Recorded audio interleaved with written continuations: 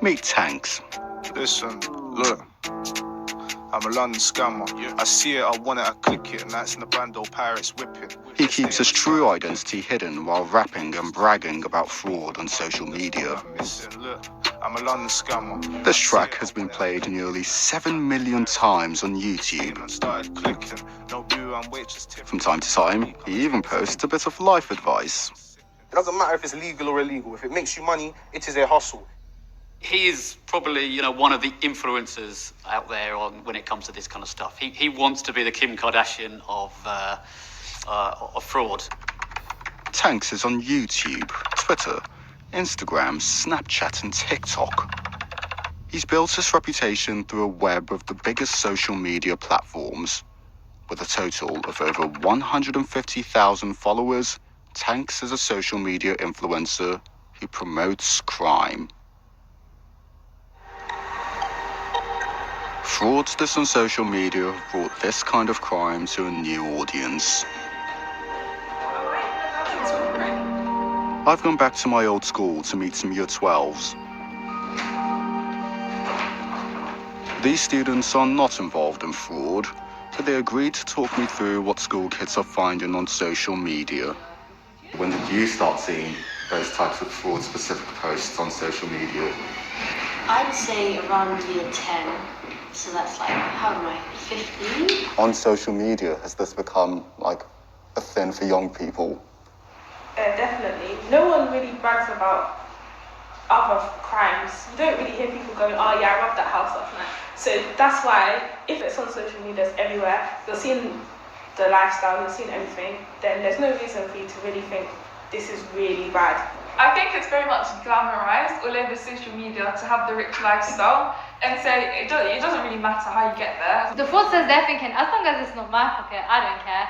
But they don't actually sit there and think, oh, whose pocket is it coming out of? Because that person is losing out on their money. They're not going to get that money back. For the social media generation, there's a gateway to crime that they hold in the palm of their hands every day. Online fraud against UK retailers is on the rise. On social media, it's known as clicking.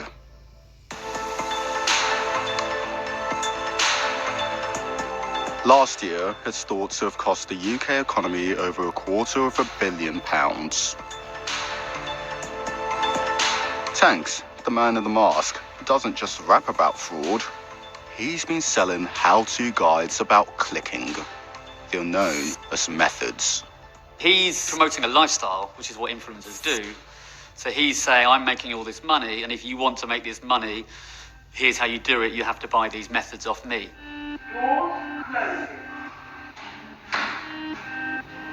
We posed as someone interested in learning about fraud. We asked Tankz for a guide via Instagram. He offered us a set of how-to guides to choose from. We chose what he called the expert guide. It cost £100.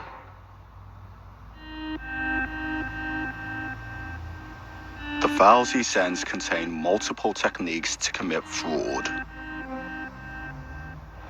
We're not going to reveal his tricks, but I can tell you these methods target major brands, and there's even a way to con the taxpayer by defrauding the universal credit system.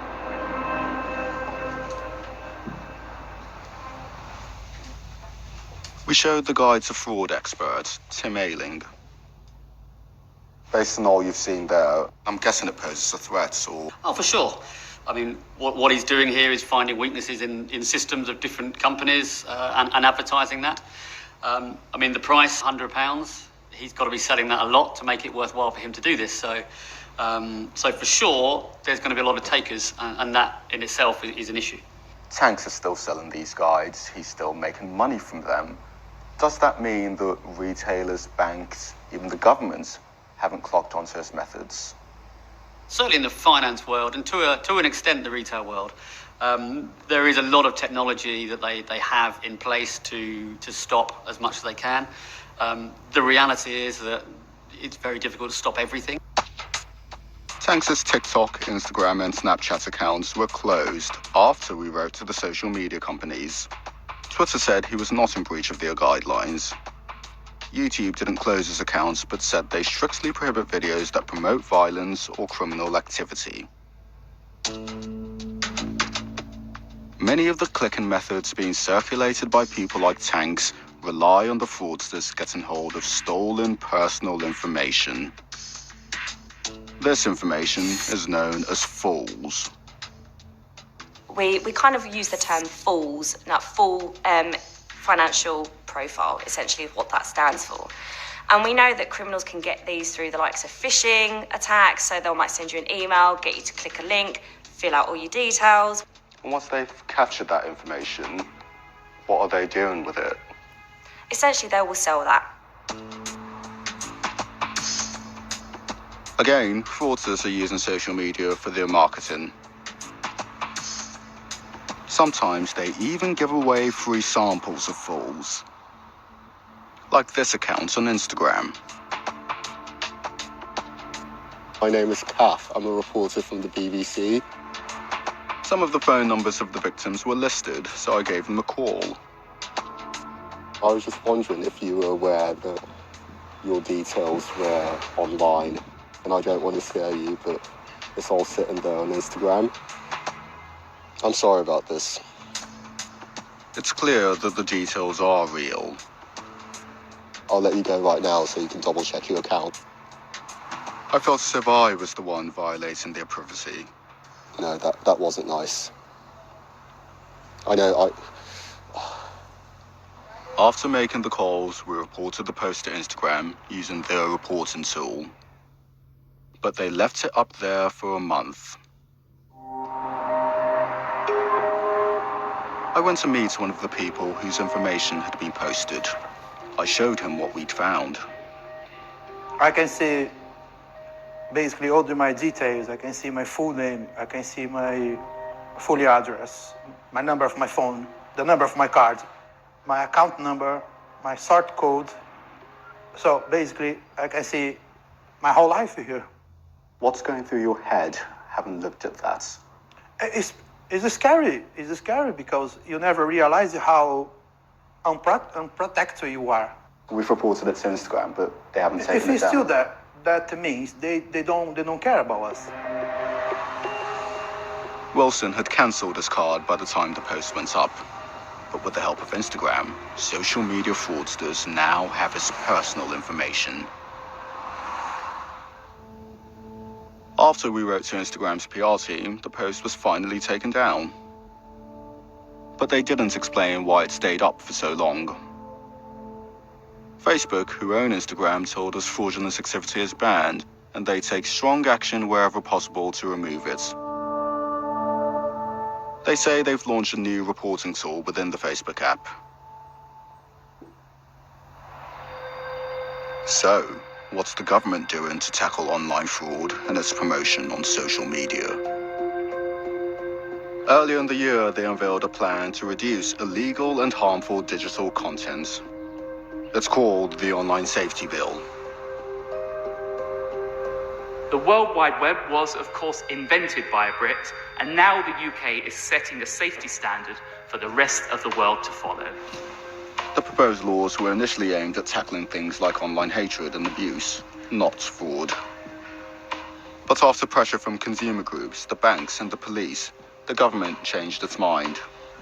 The government announced that they did want posts about fraud to be covered by the rules after all, but I'm reading the drafts of the new laws, and I can't see any mention of fraud anywhere. Fraud experts say it's included in what the bill refers to as illegal content.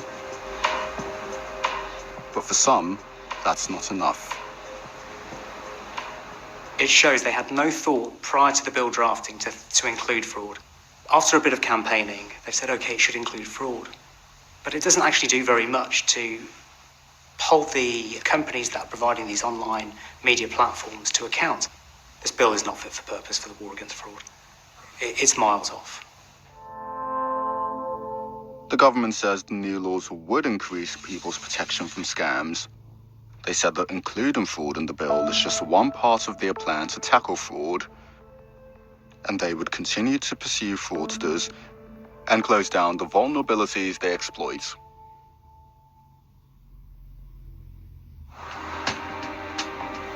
Social media fraudsters have their eyes on our bank accounts, so banks and businesses are fighting back. They've brought in new systems to verify their customers' transactions, including the one-time passcode. But criminals are finding more and more ways around it. Now, the one-time passcode is essentially sent to your mobile phone so that you can authorize a transaction. But what we know is that criminals are often socially engineering the victim to get that one-time passcode. Karina Schneider knows how easy it is to be caught out. It started with a call she thought was from her bank. They call you, telling you your account has been compromised, but let's go through security. And they go through security. They know your name, they know your address, they know your date of birth. She say, I'm gonna send you now a one-time passcode, and then you just read the information to me, please. And that's what I did. Karina had unwittingly given the criminals the one-time passcode, which is used to authorize activity on an account. They say that as my current account was compromised, they would cancel my card, open a new account, and then my money would be safe. But that was just the beginning of it because I had savings as well. How much money ended up in this new account? £7,192. She was refunded by her bank, but it looks like the criminals got away with it. I feel like, how stupid was I to believe this? And I do read a lot. I see the news. And I didn't realize how damaging was this one-time passcode. Stealing one-time passcodes is a growing criminal trend.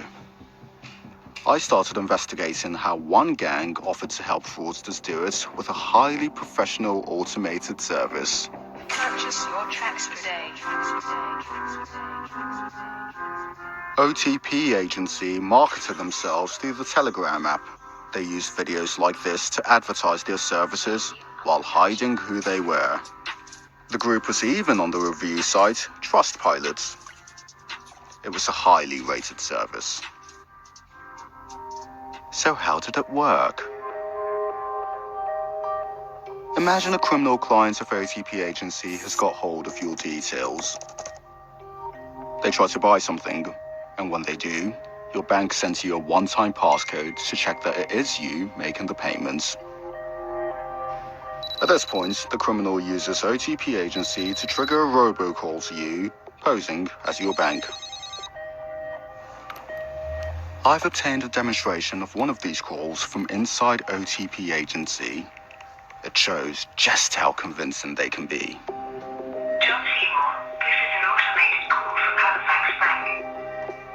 They pretend to be calling to prevent fraud. They say if you want to stop the transaction, you need to give them your one-time passcode. Authorized payment of £85.23 was made using your debit card ending in 1312. In order to cancel this transaction, please enter the code that you received by text message, followed by the hash key after the beep. If you follow these instructions, the criminals will have everything they need to take your money. I wasn't the only one investigating them. I discovered an American cyber intelligence firm, Scylla Intel, was also on the case. So, my professional focus is disrupting financially motivated cybercrime. We're not revealing his identity for security reasons. Are services like OTP Agency, are they a one-off? I would describe it as a growing market. And whereas fraud is this nebulous term, what's developed now are these services that make cybercrime incredibly approachable. Scylla was looking into a wider network of UK-based cyber fraud groups, including OTP Agency. But after information was shared with the police, OTP agency suddenly disappeared. It doesn't seem to have deterred others, though, from offering a similar service. This colourful cartoon looks like a gateway into serious crime using one-time passcodes. Use our servers to intercept your OTPs or telepins from your target. iSpoof is here to help. The cat and mouse game will always continue with criminals and police, but it's just about the distance in between the cat and the mouse. Currently, who's winning that cat and mouse game? I would have to say right now, criminals are winning. In the world of cybercrime, it's easy to stay anonymous and hidden. But there's one social media fraudster who's not as clever as he thinks. Remember Tankz? He's the guy who raps about fraud and sold me a fraud guide.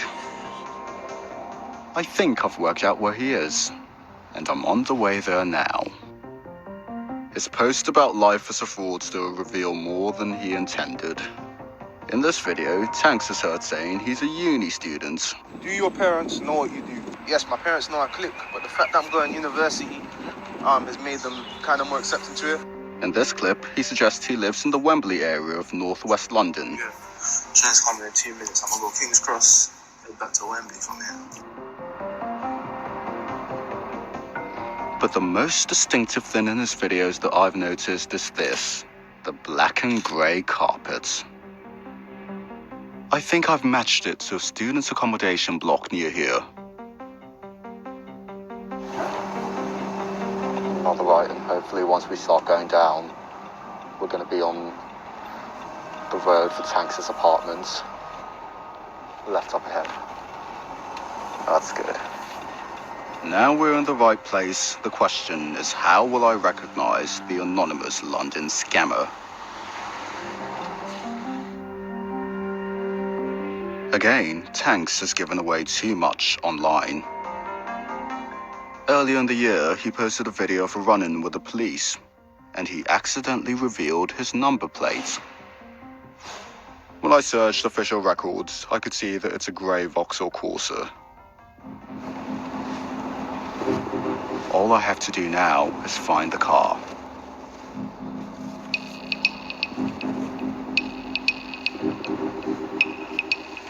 That's it. That right there, that's Tank's car. That's his number plate. It's a grey Vauxhall. All that's left to do now is wait for Tankz. So we did, and when he turned up, we were there.